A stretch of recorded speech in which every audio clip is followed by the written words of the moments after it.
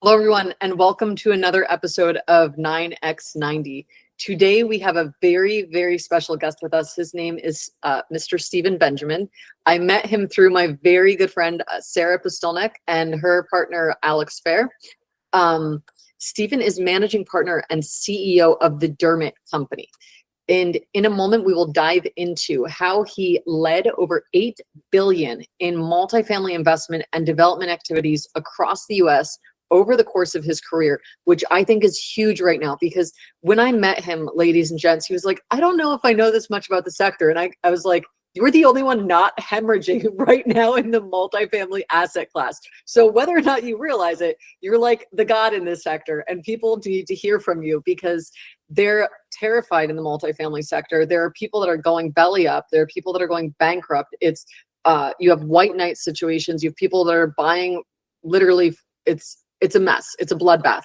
And there's Steven sitting on the sidelines, and he's like, yeah, our cash flow is a little bit tighter than usual, but it's not at all in the arena where all the novices are losing their shirt. So, ladies and gentlemen, it is my pleasure to introduce you to the man who took the Dermot company from $1 billion in 2015 to $4 billion today, Mr. Stephenen Benjamin. Hey, Adi, thanks a lot. It's great to be here. Really great to be here. And thanks for that introduction, however much of it might be true or untrue. But. It is all true. I had it fact checked beforehand. It's mostly true. Yeah, it's mostly true. Yeah. All right. So let's back up. Like, everyone knows that if you come on the show, you're a Titan, you're a gladiator, you know your things. What did you do that got that before you started leading the Dermot company, before you took it from 1 billion to 4 billion? Like, that's a wild jump that so many young people drool to have that on their resume one day. What did you do beforehand? Sure. I mean, I'll say a few things, but the first thing I'll start with is I joined Dermot, almost 30 years ago, 20 something years ago. And I worked for the guy that started the company as his junior partner. I joined in 1991, 2001. And, I started my career in multifamily in 1991. So I've been doing this for 30 something years. But Bill was a unique guy and real entrepreneur. And we wouldn't have been at that stage of 1 billion without the efforts of Bill to get the company going. He started it, kind of in his basement about 10 years prior to when I joined, and built the company up. He had been a lawyer, and he had been at First Boston a long time. And then at 48, he decided to start a real estate company. And so, and in fact, Dermot is his father's name. So when he started Dermot, he actually named the company after his father, which is kind of cool. His father was an Irish immigrant, and they moved from Ireland to the U.S. and raised Bill and his brothers, and they grew up in the Bronx. And a very great entrepreneurial story and real estate, and came from nothing. And I know you know that, and families and all that, over all your years. And so I always admire the hell out of that. So I don't think we would have been able to do what we did without working with Bill for these years. And I spent 15 years of my life working as his junior partner and not knowing what would happen, frankly. And as some companies become family businesses, ours did not. And at a certain point in 2014, he said, Steve, I think I want to retire from the business, and I'll either start selling stuff and you can do something else, or you could buy the company from me. Yeah. And it was a very unusual opportunity in hindsight, right? It doesn't happen all the time in real estate. It's tricky to do. It's complicated. And of course, he had grown women, daughters who were my age, and they were happily doing their own thing. So, it was a win for everybody. So we bought the company, and two guys that had worked with me for a long time at Dermot with Bill for 10 and 15 years respectively before that, joined me as partners, just the way I had joined Bill as a partner.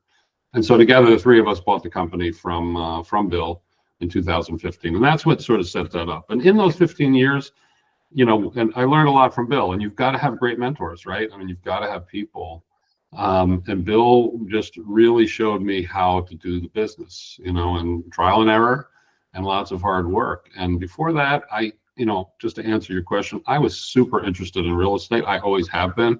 When I was running around in high school and then college, I loved doing construction stuff in the summers, and I loved buildings. I did a lot of classes in college about architecture. I love history.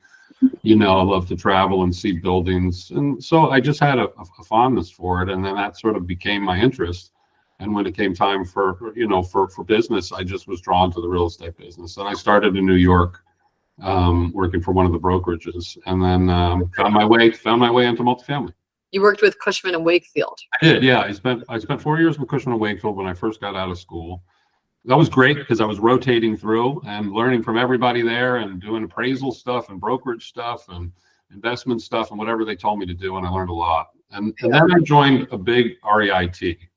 I joined a company called Archstone, which at the time was a very, very big multifamily company. And I joined that company and moved out to the West. And then migrated with that company over about 8 years, first in the West, then I moved to Atlanta and was active in the Southeast. And then I moved back to New York with the company. And that's what got me kind of back to New York in 2001. So I spent the 90s working at Cushman and Wakefield, learning the real estate business in general, all kinds of property types. Yeah. And then I spent from 1994 to about 1999 just doing multifamily. And that's where I really learned apartments before I joined Bill. Yeah. Okay. So Cushman and Wakefield, when you were there, what kind of asset classes did you see that you were like, oh, I would never touch that in a million years? Yeah, well, it's a good question. I mean, you know, the good news is we saw everything, and I liked everything. So to be honest, I found it all interesting. But what I just found myself drawn to was the living space, you know, the housing space. So we did offices just like they are now. Office buildings were in total collapse in the early 90s. So when I joined Cushman and Wakefield, you know, in New York City, let's say, or other major cities, you could not fill an office building. You could not finance an office building. You couldn't, you know, buy an office building without basically paying all cash. And the prices on everything was rock bottom. And guess what? We're back there again. I know. And people were like, why are you buying all these office buildings right now? And I was like, obviously my godfathers know that a certain industry is coming back with a boom. They need office space, and I'm buying it before anyone else catches up. Like, no, I'm with you all the way. And I mean, you're on the right, you're absolutely doing the right thing with that. You know, we're not in that space, and we'll talk about it, I'm sure, but I'm super into knowing what you know. But I think people are going to make a lot of money in office over the next decade or so. It's very challenging, but that's opportunity, you know? Yeah, it's, you know what it is? It's the people who, you know, we have times where you see a bunch of novices running around in the real estate market, and the old timers, we kind of sit on the side and we kind of just wait and watch. And then when they make a mistake or they falter or they screw something up, then we swoop in and we're like, I'll buy that from you for this. And so it's one of those times where like the real estate market is in such a unique spot that the novices that usually go in and screw things up are sitting on the sidelines and letting us legacy titans come in and actually do what we want to do without having to trip over toddlers running on the soccer field. Like, yeah, it's like the Warren Buffett line. I mean, when the tide goes out, you see who's wearing their bathing suits. And yeah, exactly. I've never forgotten that line, and frankly think about it weekly. Yeah. Do I have my suit on, or am I running? You know. Yeah, well, I know obviously you have your suit on. I was shocked when I was invited to this real estate event, and every single person that was a thought leader in the multifamily space that was on the panel said, we're buckling up for a recession. Like, we're expecting it to hit hard. We're exiting where we can. We're trying to do everything we can to get ready for a famine, if not a bloodbath. And then Sarah was like, you have to meet my friend Steven. And I was like, okay, but he's in multifamily and they're getting a bloodbath. And she's like, no, but he knows something different. And within the first, 10 minutes, you were like, yeah, our cash flows are down to 4%, which isn't ideal. And I was like, you have cash flow. Like, you're ahead of everyone else right now. Like, do you understand? Like, most people are dead. They're losing their shirt. They're losing everything. They're being closed on. They have these guarantees that they put on, personal guarantees, and they're getting just screwed. And there you are with oh, we're experiencing a little bit of a squeeze. And it was like, whatever you're doing, people need to hear it. Because clearly you're the expert chess master. Everyone, it's like mayhem on the playground, and you're like the principal that comes out on the playground just very calm, like, that's the problem, that's the problem, this is a good one, stay here, don't do that. Like, you see the whole chessboard, and you're playing at a different level that other people just aren't even aware exists. So, okay, with that, we're going to segue into diving into this. So you've been behind over $8 billion in multifamily transactions. Can you walk us through the types of deals? I know you're not going to give us your secret sauce because that's yours. You earned it over 30 years. But the types of deals that get you excited right now. Sure. Yeah, sure. And thanks for all that. I mean, it really means a lot. I mean, we don't consider ourselves titans, and there's a lot of people in real estate that I really look up to, and I do consider titans. But I do think we are playing the long game, so to speak. I mean, I do think we're being careful. It requires being careful, and I think it requires knowing a lot about the specific stuff you want to focus on. And we can call ourselves experts, and then sometimes not really know what's in the weeds. So I mean, we did, over the last 25 years at Dermot, we've done every kind of, so we just specialize in apartments. We literally do not do anything else. We have had some for sale product that's often been part of a rental or part of another project we were doing. So we've done a little for sale, but we are really a multifamily rental company. And that means we've been vertically integrated this whole time. I think Bill did that in 1991. We've been that way ever since. So we have our own management team, our own construction people, our own leadership team and investment team, and it's an organic process. I think capital likes us because we are so focused. We also don't choose very many markets. We work in we're right now just focused on the East Coast and about 9 cities in the East Coast. New York is our biggest market by far, where we have a real expertise that's very, very deep compared to almost anyone in the business. And we've done really well there. And so to answer your question, we thought the development space was difficult for the last decade, really. And there have been people that have made good money on it through the COVID period, especially in the Sun Belt, and we missed some of that. But we've been very focused on buying buildings that we think were undervalued compared to what it would cost to replace them, how they compete with other high-end buildings that are being built at lower rents, and that had great bones and had great opportunity for us to, kind of uplift them. So we do value add, right? And that's been the specialty for us over the last about decade. But in our 25 years, we've done affordable housing, development housing, small projects, walk-up old buildings. We've done brand new stuff. We've bought core. We've bought everywhere from California to New York and pretty much everywhere in between. But today, our specialty is on what I'd call kind of upscale rental living. We call it the lifestyle renter, and maybe we can talk a little bit about that. But. No, I think okay, you're preaching to the choir with that, because I know a lot of people come in and they want affordable housing, they want low-income housing, and I'm like, do you understand the wear and tear you have there? Do you understand like the headaches you're going to have there? The tenants don't behave the same way. They don't have the same cultural standards of conduct. My family, I don't know if you got to look at the list of, most of the things we've done since the 80s have been luxury. Yeah. And we're like, oh, luxury is the hardest. No, actually, luxury is the easiest, because in a recession, that unique group, they have everything in place. They already have so many sources of income. They're just hanging out at one of their vacation houses during COVID. And a lot of them were making money because of the stock market during COVID. It's the affordable housing and the low income, the middle income that's the most volatile. Yep. And it's not the best part of the sort of the American system, but those folks in the middle that are at the lower and middle incomes really get beat up in the changing times and the collection issues and the challenges they have and having to move a lot, and we'd say that just getting by part of rental is tough, and it's a very tough space. And it can be a space that can make money for folks, but we've leaned into this other customer, the one you just talked about, and we spent a lot of time on the data, and the bottom line is, with what's changed, we can talk about some of the points, but with what's changed in American sentiment for young people, this is the sort of upscale young person who would be buying homes, right? Who would have the American dream of buying a home. What's really changed is home ownership affordability is dynamically different, not just from high interest rates, but even before that, with everything that happened after the GFC. And the cost to build new homes just has made it very difficult for people to buy homes. But the truth is, today, a lot of young people don't even want to own a home. They prefer their money in the stock market. They prefer to travel. So lifestyle for us is like, we're choosing to live in a rental building that's upscale. We could live in a lot of other things. We could live cheaper. We can live further out. We can buy a home potentially. But we're choosing to live in an upscale rental. And that's what we sort of target. And what's happened with that demographic, especially in this last 5 years, is it's gone up exponentially. There's the bigger sector, people over $100,000 in rental product. I think it'll continue to go up. I can't tell you how many of my friends Like my husband built a gym into our house. We built an ice bath.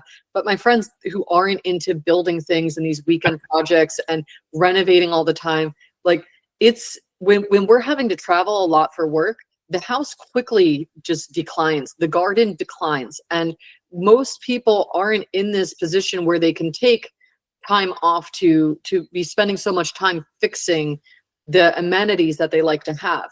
And so you see a lot of people, especially like executives or people who are climbing the ranks within consulting firms and different like services professions, business school alumni, they're flocking to the types of buildings that you're creating because it allows them to be that Ernst & Young consultant who's working 50 to 70 hours a week, comes home and they have their gym, they have their sauna, their steam room, and you guys keep up to date on the latest health tech and you're bringing it in as services. Like there's this one building, I have a friend who lives in a building like the ones that you invest in, and they put the red light saunas in. Yeah, infrared. Yeah. So now everyone's coming to her building.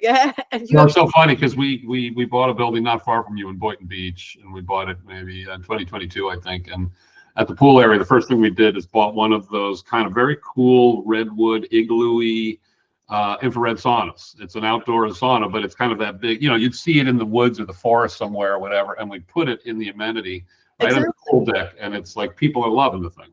Yeah, so you have like the 20s to, well, actually now some people don't even get married or they're divorced, but you have all these, you have this entire unique group that they're health conscious. They like having these health centric amenities, but they don't have to worry about the upkeep because they're in your building. Exactly. And it's a no-brainer. Yeah, and so what we found, like we get asked a lot by our partners and investors, and they do a lot of their own work too, and a lot of them are very sophisticated investors like you guys are. And we get asked a lot about the demographics and the bottom line, how can these rents be so high and the demographics work? How can these people afford these rents? And that could be the super high end now rents in Palm Beach or down in Miami, or it could be in Manhattan where we get asked it a lot. And the bottom line is, our data shows, and I think this is almost universal, when you get to those higher income rents and those types of buildings that resident likes, you actually get lower rent to income ratios. You get more income, the ability to pay more rent. They're actually using less of their annual income on rent than as you move into the more middle segment. So we're finding an affluence there. And a lot of that is that statistic that I was sort of touching on, which I think the average first-time home buyer age moved from 31 to 38. Over the last, call it 2 decades, and so we've seen it's that demographic from 31 to 38. There's a really interesting dynamic renter, that is upscale. They can do what they want. They're going all over the world. They're doing lots of things. They're very focused on their jobs, families, having kids, getting married, whatever it is. That's that customer that we didn't used to have in multifamily. We really didn't. Yeah, I didn't even think about that. Well, you also have, because you have this increase in popularity with women taking more business leadership roles and more executive positions. So, but they still want to have that high quality. And I don't know if you knew this, but at some consulting firms, if you don't stay in a specific physical shape, they don't allow you to meet with clients. So I worked at one of the big four for a very brief time, and one of the guys started to put weight on, because he was going to all the client dinners at night and drinking and everything. And he came in the one morning and he stares at a cup of coffee. And it was like, Jeff, where's your breakfast? And he was like, I have to go on intermittent fasting for the next 2 weeks. The air diet. Yeah, the air diet. I need the air diet too, And then later, one of the other guys explained, we went out to dinner. One of the other guys explained to me, we were sitting down, and I guess he realized like I was shocked by that because I was new to the company.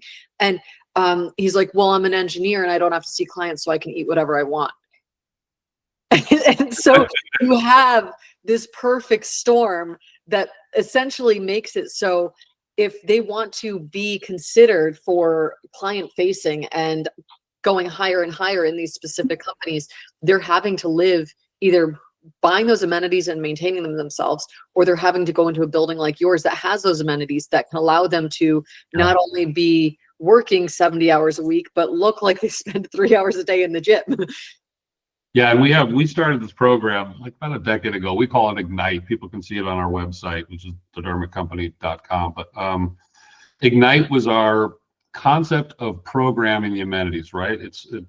All of us in multifamily, we all would build amenities and look at it was an arms race for amenities, right? To have the most stuff. But Yeah. programming the amenity is really where the social component is for the residents, and so our Ignite program is effectively an in-house group of private catering services, right? And our team is putting together events that we move through the portfolios to offer the same kind of experiences, depending on the profile of the building, to our residents. So it might be something more catering to kids if it's a kid building. If it's more of like a young professionals building, it might be more mixology class or cooking classes and cool stuff. And like all the gym programming has been around for a while, but the real thing that the residents seem to like is joining our club, which we call Ignite, and they pay some extra for that, and then they get the full package of benefits. And it's been really, really enhancing these buildings a lot. I think we've leaned into that as much as anyone in the industry, certainly at the top of the industry. Well, and that's huge because that increases your tenant retention. You got it. It's all about length of stay. Yeah. And when you put these amenities into the buildings, you ensure that the tenants are connecting with each other over positive things. That's right. Yeah, and because at the end of the day, they want to enjoy their community. They want to be active. We've started to hone our social media into, social media and real estate's got really fractured out. And, we were managing, 25 sites for 25 buildings, and it's kind of ridiculous. You'd have a couple hundred followers or whatever. And so we've tried to push that all together into sort of what we're calling this Dermot experience, this Ignite experience. And it's supposed to be fun. The stuff like this it's supposed to be fun for people. And the way you've built this program to connect investors and connect people, but it's also social what you're doing, it's connecting people. Yeah. Well, yeah, the nice thing about 9x90 is when I meet someone and I'm like, oh, I met this amazing person, you have to hear their story. And then it would be like me trying to knowledge transfer what I learned about someone over an hour. And now I'm able to take episodes like this and send it to people who are like, oh, I'm terrified of multifamily right now. How did your family do it in the luxury space and this and that and the other thing? I can just say, this company is literally doing this right now. And send them and it's all there for us, and that's what's cool about it, Yeah, and then the nice thing about the reason we structure it to be an hour and not just talking about what you're doing right now, but what you've done throughout your past, is it allows people to understand that you're not some impulsive 12-year-old who's picking a few buildings because you think it looks cool to say you invest in real estate. This is something that you're passionate about. This is something that you've spent time optimizing, figuring out what's best, what's the best way to increase not only value for investors, but for yourself as well. And you're also picking things that allow you to sleep at night. I have some friends who invest in real estate who I'd never have on the show because they're literally doing the most unethical, like they're doing like a foreclosure structure. They're kicking people out of their houses and they like can't be on social media. They have to be completely blind. They have to hide. And I'm like, you can invest in real estate where you get to be on social media and people like you, right? Like you don't have to do things that make people hate you. Yeah, I know exactly what you're talking about. So and for us, it's been, a lot of our partners are institutional, big pension funds and insurance companies, and as well as high net worths that have joined us. And we're raising money right now, as you know, and for us, it's very micro work, so our work is very micro work. It's with investing with us is getting just a very specific group of buildings with a very specific focus, with a very, we're assuming our investors are choosing all the different things they want to invest in. And for us, we're hopefully giving them something when they want some differentiation within multifamily, and that's really the way we built our strategy. Yeah, so we touched on a few of these questions already. How do you evaluate whether a property or development opportunity is a good fit? You're looking for things where your specific demographic is located across the East Coast. That's right. And our thesis with that lifestyle renter is the backbone. Yeah. Economic work is to look very carefully at how each city is performing, and we look with some very specific things about supply and demand. That's what the whole thing is. Yeah. And so we draw from a variety of data points, and with research that we've built in-house, we have an interesting tool we can talk about a little bit. But we're trying to find where we think that customer is going to be most intensely focused, Yeah.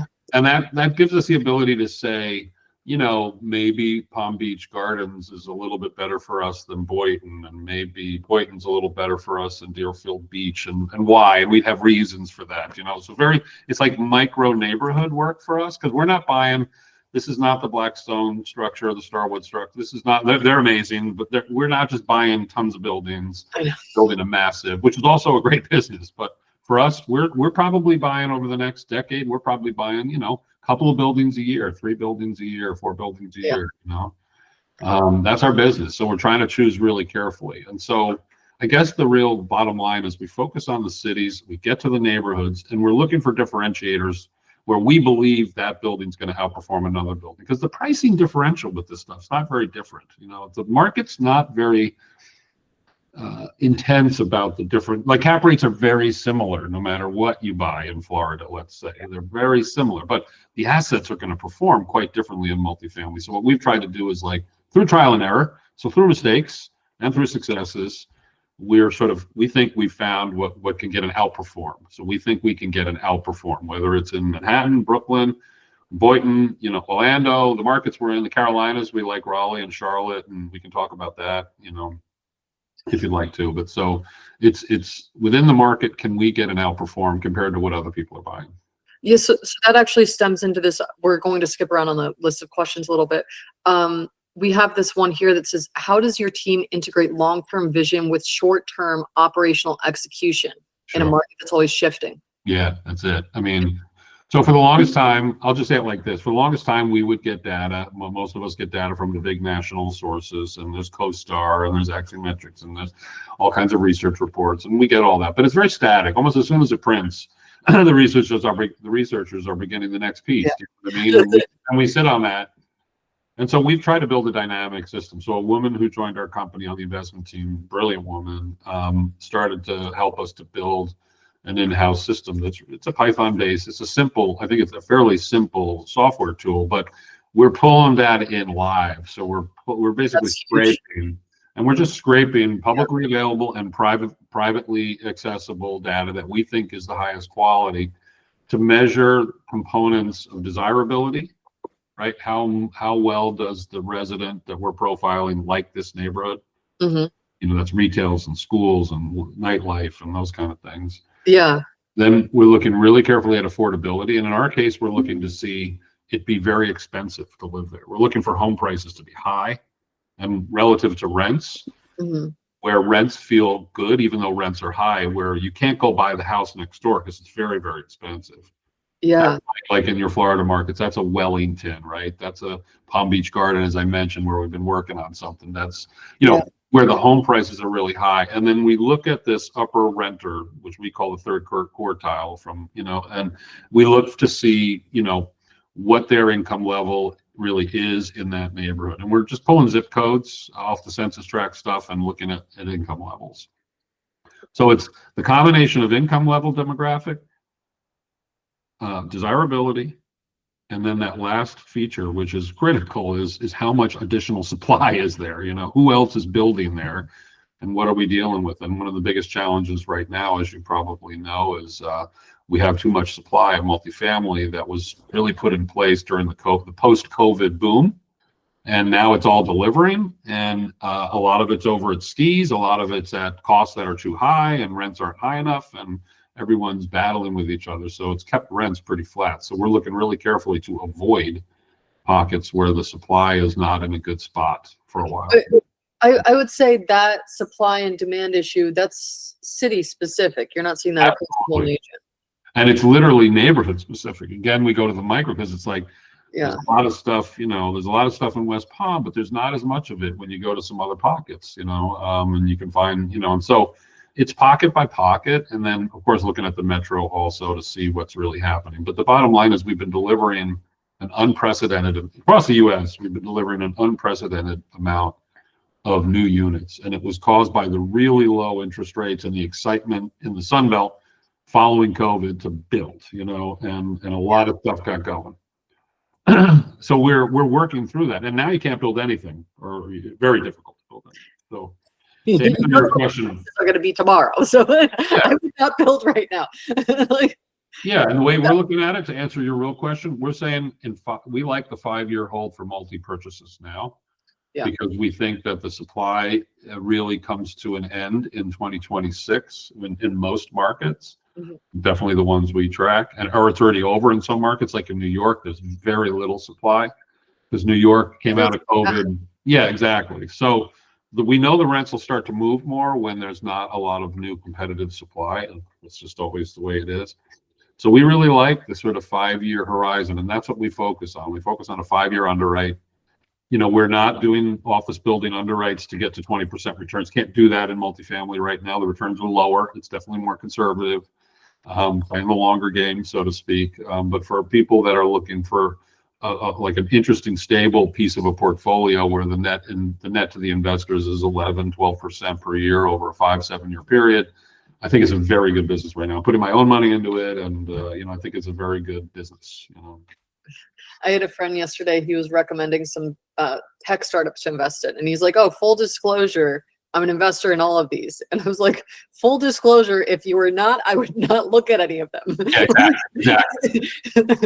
If you're telling me it's a good company that you're not investing in, I'm not touching it. So true. So let's see, here we go. What are some of the emerging data signals that you pay attention to that others might overlook? Sure. So we've talked about a little bit of that. So we've tried to skew all our data to this customer. So we're asking ourselves not so much what's happening in more affordable rental or what's happening with wages there, but we're really looking at what's happening with that customer that's at that 100,000 plus income level that we think suits our thesis. Yeah. And we've got to see local job information. So we've got to see how job growth is, and we've got to see the sectors that are important to those kind of You just put a building next to every BCG and Ernst & Young office. Yeah, exactly. And so we're looking a lot at the tech stuff, right? It's really important where tech has been going, and some of the Apple expansion in Raleigh that everyone talks about. I mean, but if we were we had some stuff in Raleigh, and we were all talking about Apple, and the brokers would have Apple in the book, and the thing's just opened. You know what I mean? You've got to actually be when it's actually going to have those jobs. You can be early, or you can be late, and just talking about it with the construction jobs isn't when it actually opens up and has those jobs that we're all focused on. So a lot of it is this timing. And then I think the most important part of the timing is the supply thing. What we have found is if we're early in the supply and we're wrong about that, if we're too aggressive and we're saying it's going to be okay, we get flat rent, and that just destroys the pro forma, So our goal is to be where that rent growth around 3%, 3.5% is viable. And that's what those are the signals we look a lot at. So we're looking where the governments locally are spending money. We're looking. I do the same thing.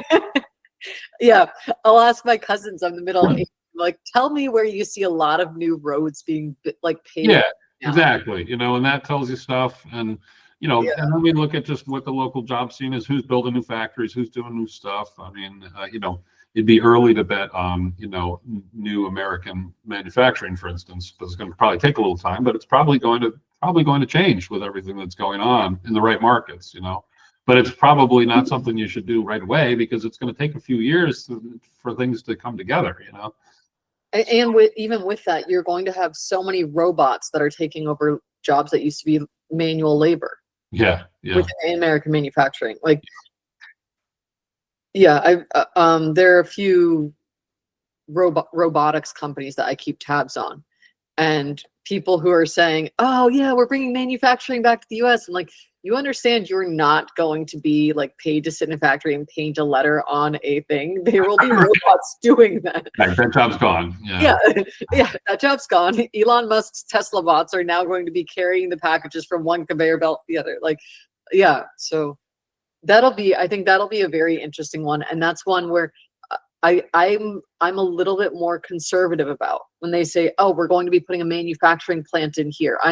I'm skeptical that they will need a lot of affordable housing around that manufacturing plant. I don't think we're going to need as much human capital in the manufacturing plants as we used to. Yeah, and I think I agree with that fully, but I do think also we can sometimes get afraid my attitude has been, I've seen more and more that we get afraid about a sector. Let's take retail, right? And the malls are dead.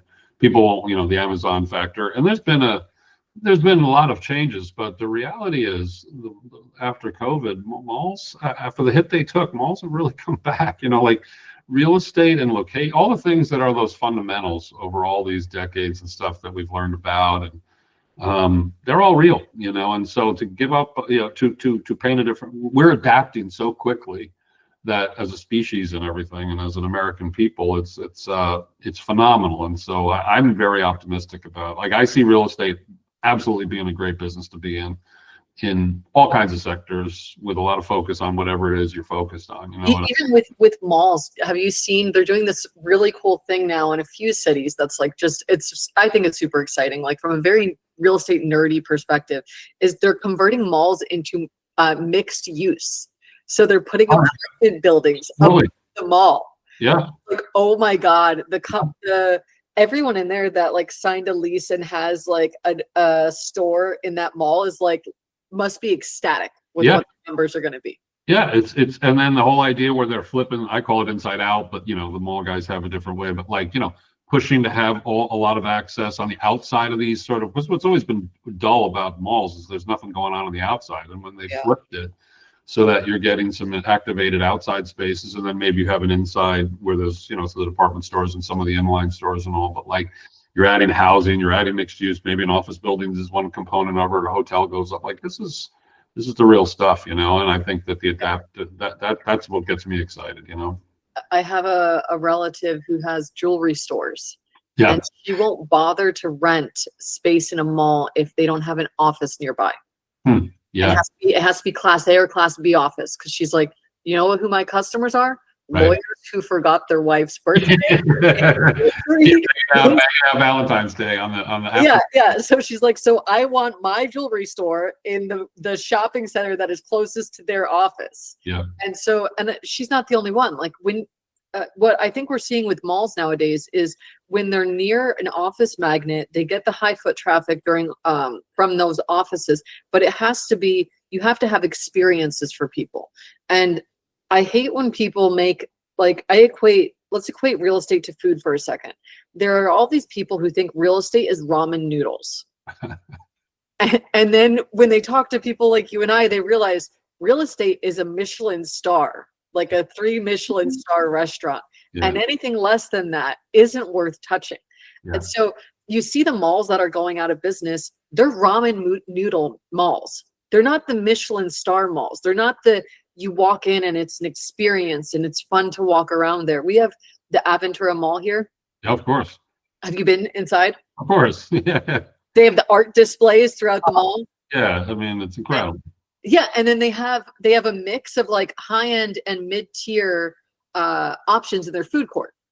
It's not like a $2 food court. There isn't a Subway. There's a mid-level, high-level Israeli restaurant in their food court. Yeah, they're retooling, and that's the same kind of thing as what we were talking about earlier with, I think, the sort of lifestyle renter. Like, smart real estate people are adapting to the situations that they're seeing, and they're staying focused on location and focused on the details, and they're adapting.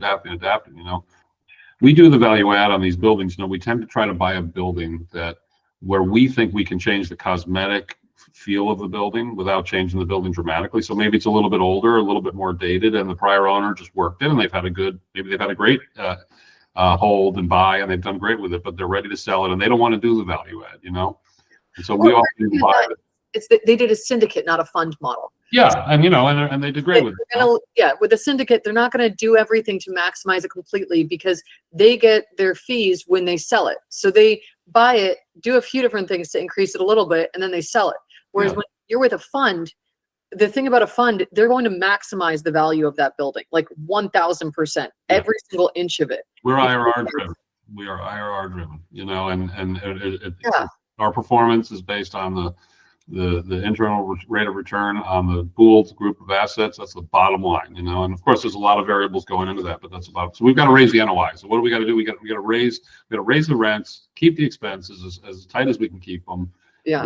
work every aspect of that. We got to raise the rents and Raise then the perceived value. and so we push a lot. So as a firm, as a multifamily company, we tend to push for that revenue growth. It means a little less cash flow in the early years because we're taking all that cash and we're reinvesting. There is cash flow, but we're reinvesting it. Yeah. And then we're calling capital as part of our plan to renovate. We're tending to spend 10-15% of our budgets, which is a fair amount, on renovating, so we're going in and doing substantial renovation to the apartments. But you're increasing the rent, or you're increasing retention, you're increasing the rent, you're increasing the IRR, you're doing all these things, so it ends up being more profitable in the end. That's right. That's the whole thing, with a targeted 5-year hold, and we're exiting, and you can own real estate for generations, and it's a fabulous business, and one of the great businesses of the world. And probably always will be. And you can also take this approach that is a fund approach, which is a shorter hold with a directive, and you're buying and selling in a more rapid pace. And that's the business that we're in on the fund side. We do have investments also that we've retained for a while, that we've had for quite a long time. But I think it's good to keep both. Yeah. Yeah, for sure. But and doing the fund side keeps your children on their toes. Yeah. The next generation. So. An investor was asking me the other day, he's like, why are you so into the real estate market? And why are you you're grounded compared to a lot of the kids that you grew up with who are all third generation investor, fourth generation investors? It's because I have to be in the market. My parents aren't just sit back, have a martini. They're no, come run the show. Yeah. Well, I like that about you for sure, Adi. I like that about you. Thank you. So let's see. We've answered a lot of these final questions we have here. How do you stay ahead of the macro trends? We brushed upon that. We just have 2 left and we have 6 minutes. So I think we timed ourselves really well. Cool. Are there any underrated or up and coming real estate expos or forums that you think have been valuable to your team? Yeah, for us, this is sort of more specific to fundraising and meeting new partners, but we've been very focused on the European markets. So we've been very active traditionally. For our business, people are active in PREA, which is the Pension Real Estate Investment Conference, NMHC, National Multifamily Housing Conference. Yeah. Those are the 2 that in the US we've been the most active with over all the years. But there's several great European, expos and conferences. One is called MIPIM, super fun, in Cannes, France, every year, really grown a lot. It's like going to ICSC in Vegas. It's a very big, big conference. So there's some smaller conferences. One's called the USA Conference, and very focused on European investors, particularly German investors, focused on the US. And they call it the USA Conference. It's in Germany every year. And so and AFIRE is an interesting conference that we're a part of. That's kind of US and Europe. So it was formed, I think, with European investors wanting to learn more about U.S. investment, and that's a great conference. So we're spending a lot of time at the institutional conferences. I would say the institutions are sort of the bulk of our investors, and we're and obviously here with 90x90, and we're hoping to continue to grow our channel to high net worth individuals and accredited investors who also want to be in have a similar approach to our institutional investors. Mm-hmm. Okay. Now we've covered everything. Yeah. There's some people who are going to probably want to get in touch with you.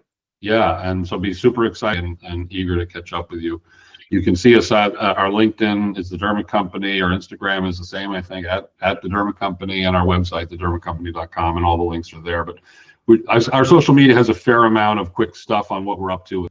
All right. And anybody can reach out to us. I'm on the website. We're very transparent, so anybody can find me. It's sbenjamin@dermotcompany.com. If you guys harass him, though, he will block you. Just in case anyone's going to try to scrape every email off of the website. Yeah, exactly. Yeah. But all right. Well, thank you so much for your time. I appreciate it. And I'll see you. Very much, Adi. Thanks a lot. It's great to be with you. Yeah. I'll see you in New York or at one of these events. Yeah, soon. Thanks for having me. Take care. Bye. Bye. Have a great day. You too.